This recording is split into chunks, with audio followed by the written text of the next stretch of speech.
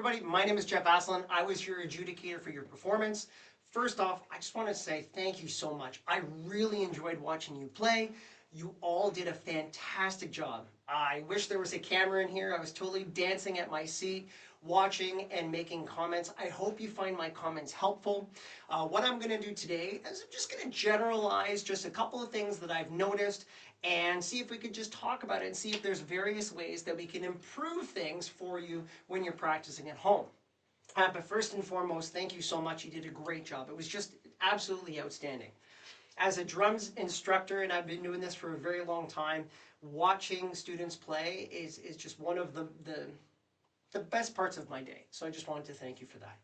So one thing I wanted to look at was just setup. Right, so setup is how you're setting up the drums, the height pretty much. And a lot of that has to do with where you're sitting your butt on. Okay, so the throne. How high is this? Now, my good gauge that I always talk about with my students is right now I'm wearing a belt. So the snare drum is pretty much at the height of my belt. And I want to make sure that my legs, the front part of my legs here, the top of my legs right here, my thighs are parallel to the ground. Now this is generalization. Sometimes people prefer to sit a little bit up and sometimes people prefer to sit a little bit down. But generally, most people find it more comfortable to play with your thighs parallel to the ground. And what that does is it allows you to sit a little bit more up straight with a straight back, chest out, shoulders down, head straight. And when I'm playing, my forearms naturally sit in a position where my forearms are pretty much parallel to the ground. So that's how I know I'm at a good height. And my snare drum, as I mentioned, is going to be not below where my thighs are, because I'm going to be hitting my leg and I'm going to get a bruise. It's not going to be good. But it's not as high as my belly button. Right, so a couple of the performances I watched, it just looked like it just may have been a little bit uncomfortable for you. So maybe just take a look at your throne height, your snare drum height, and how things are positioned around the drum set. Particularly toms too. Is the angle nice and reachable? I don't want to play drums and have it to be a lot of work. I want it to be a little bit more of what we call an effortless motion. So if I'm reaching too far to hit things, it's time to revisit where we're placing them.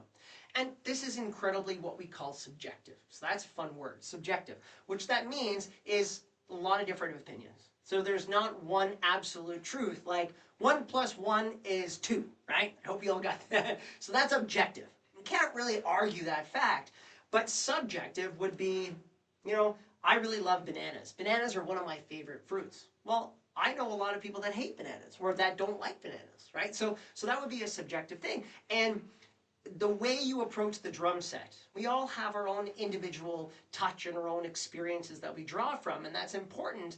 And our setups are going to be a little bit different. And we're all built a little bit differently too, what we find comfortable and what we find don't comfortable. So it's important to kind of get in touch with that and just to look and be like, you know, I always feel like when I'm playing my toms, I'm kind of reaching and I feel it in my shoulders. Okay, well, that might be a situation where you need to bring the toms closer and maybe a little bit lower. Same with the cymbals. You don't want to be reaching up too high to crash on the cymbals. You want it to be something that's nice and comfortable to do, right? So my motion when I'm moving around the kit isn't that much. Right? It's more effortless. And that's really, really, really important to kind of consider. So setup, for one thing, is really important. Now let's talk about your feet, right? So when I'm playing, I want again, you're having your thighs being parallel to the ground, and my knees, where my knees are, if you look below that, that's where my heel is, the heel of my foot. And I try to, one thing that I actually always tell students, and I wasn't able to see in the videos, try to always play with shoes on. It's much easier to manipulate the pedals when you have shoes on. There's just more comfort and there's more structure for your foot as well, right? So that's important too.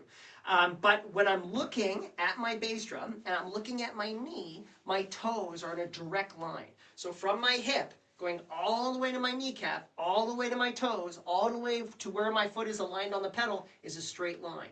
Right? And that's my bass drum pedal. And my hi-hat is the same thing. If I find that the heel of my foot is not underneath my knee, maybe it's too far back, right? And it's harder to pick up my foot when I'm playing the hi-hat, right? Or maybe it's too far forward, right? So we have to kind of adjust things. And we're all going to be a little bit different, right? And that's okay. In fact, I'm going to adjust mine right now. All right, so that's one thing I wanted to talk about, right? Is just basically just setup.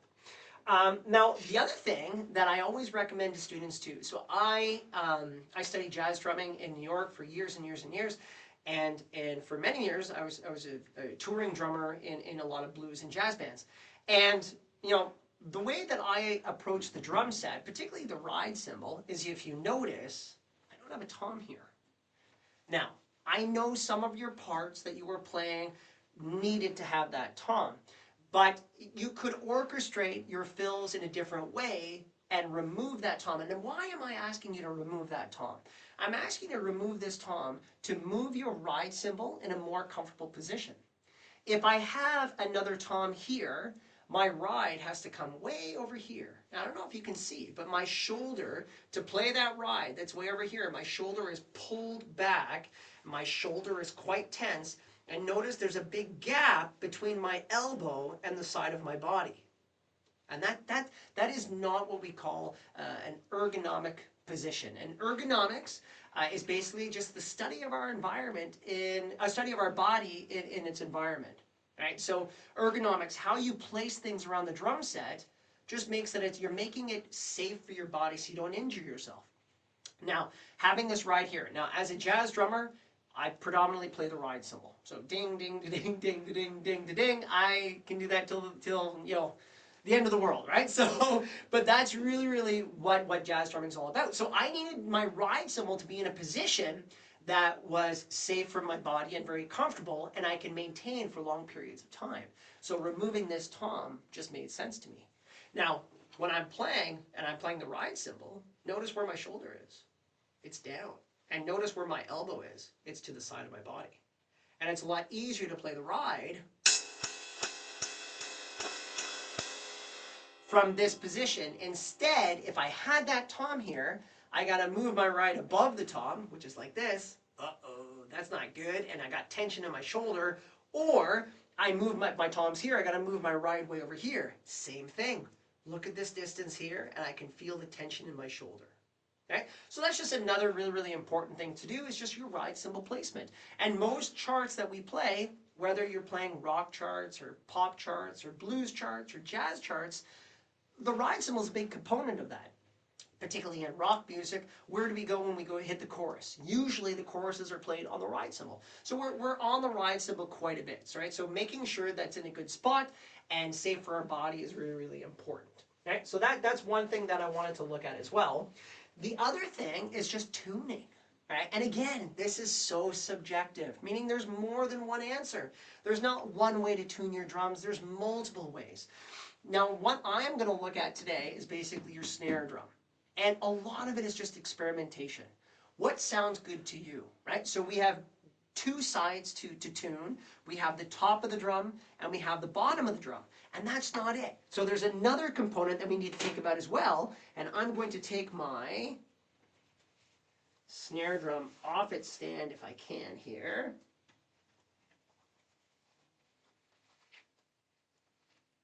Okay, so there's another part. Oh, a little bit more.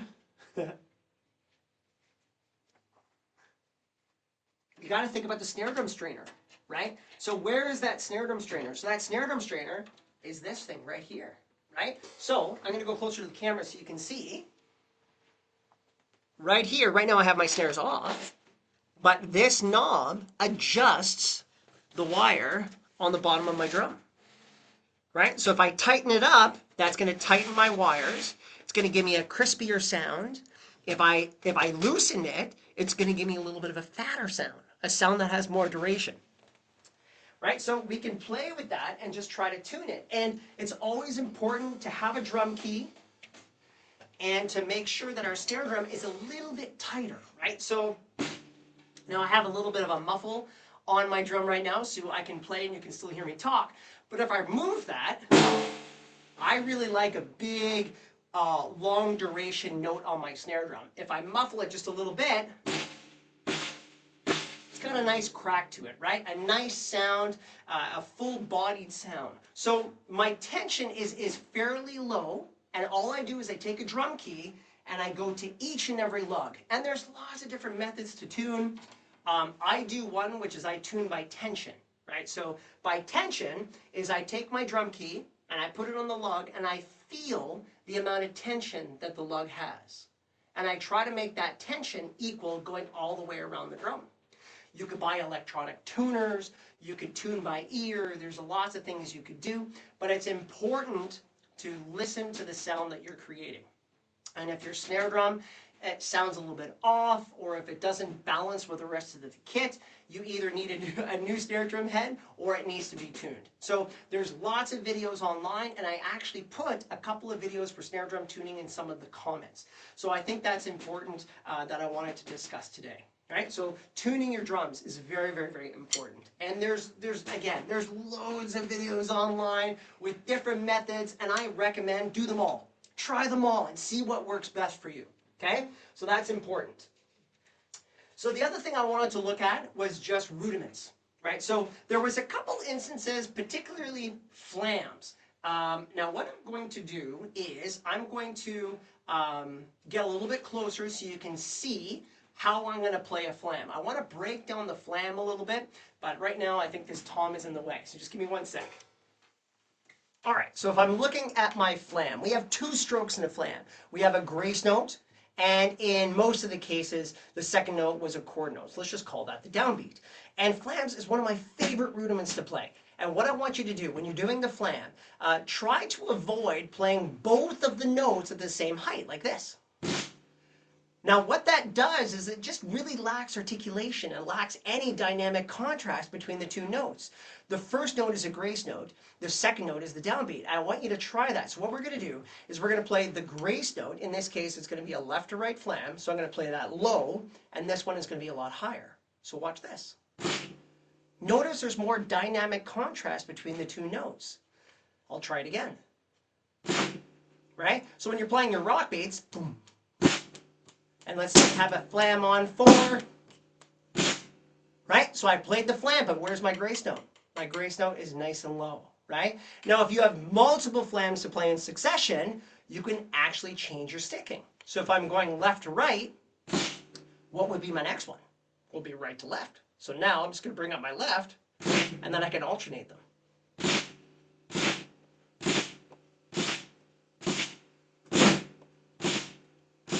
Such a great rudiment, right? So that's important. It's kind of recognizing, the rudiments that we're playing within these charts, and even if they're rock charts, they're still going to have a large components of stickings and rudiments that we can apply, and it's important to kind of look at how we're playing them on the drum set to maximize the effectiveness of that rudiment, right? And that's really, really, really important, right? So that is your flams.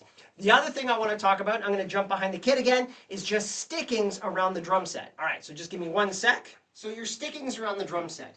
So it's important to look at leading. What hand am I going to make? How am I going to get around the toms? Because if I'm playing with my right hand on the tom, my right hand on the floor, on the high tom, and let's say I have to get to the floor tom, well then I'm going to hit my left on the floor tom. That's an awkward, right? Because I'm crossing my hands like this, and it can get a little bit difficult to do, right? So I want to make sure that it makes sense as I'm going for. If I'm coming down from the high tom to the floor tom, or going even if you're having the tom over here, moving from the high tom to the low tom to the floor tom, that you're leading with your right hand. And if I'm going backwards, what hand am I going to lead with? Am I right? No, because then that's another crossover. So I'm going to try to lead with my left. So let's say there's an instance where I'm playing 3 and a 4 and a 1, right? So 3 and a 4 and a 1, or 3 and a 4 and a 1, right? So I'm going to go right, right, left, right, right, left, right, or right, left, right, right. So my right is leading, going around the drums this way, which is basically in a clockwise motion. And if I had to do the opposite, I'm going to go in a counterclockwise motion, and I'm going to be leading with my left. Right? So ideas like this just facilitate movement around the drum set.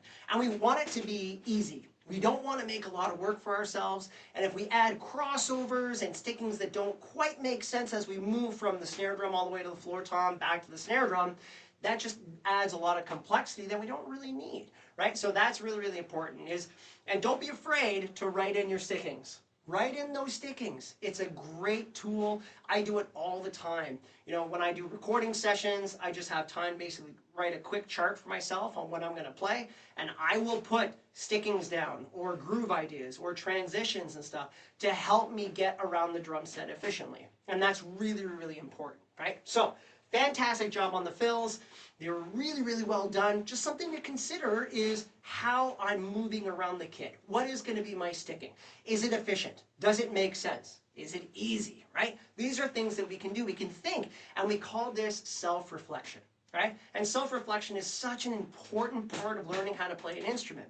And you basically just ask yourself, how was that? Did that sound good? What can I do to improve that? Did it sound easy? Did it look easy? Did it feel easy? Right? So what hand am I leading with? Right? All these questions, it's important to ask these, right? And that's how you learn, right? Which is fantastic.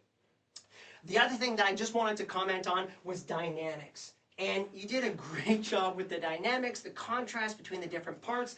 There's even more opportunities, and dynamics have such a powerful element to music. It could create contrast, it can create emotional feelings inside, it can create suspense and tension. So we want to try to maximize the use of those dynamics. So sometimes when you're playing a verse, you could play a little bit softer. When you go to the chorus, you could try playing a little bit louder. As you do a fill, maybe you can add a crescendo, right? So, right? And then a decrescendo at the end there, right? So that has an emotional impact. One of my favorite things to do, which is really simple, is a build. And a build is just done with a unison sticking. So my right hand is going to be on the floor tom, my left hand is going to be on the snare, and I'm going to do that build. And as I do that build, I'm going to increase my volume.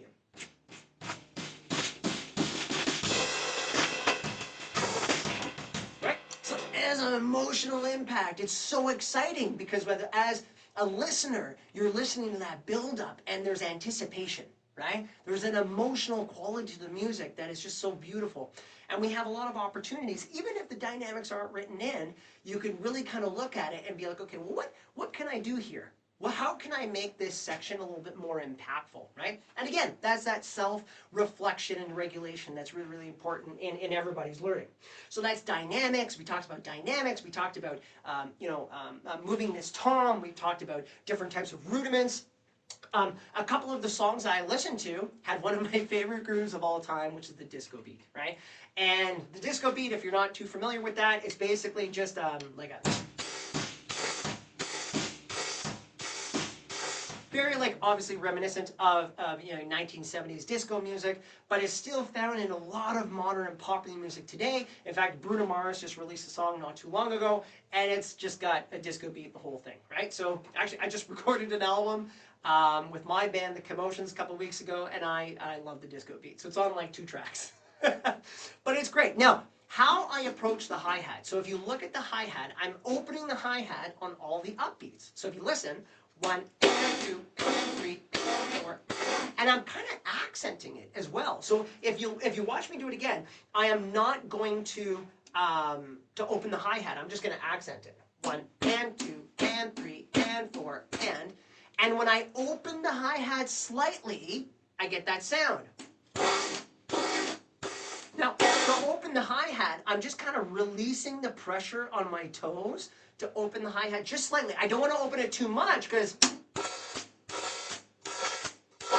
it's too uncontrolled. The volume is too much. And I want those hi-hats to sizzle a little bit. I want them to come in contact with one another. So that's how I do that.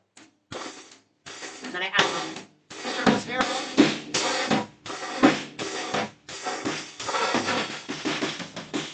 So thank you so much. It was an opportunity, a pleasure to watch you perform. Keep up the good work, keep on practicing, and I wish you nothing but the best of luck for the future. Thank you very much.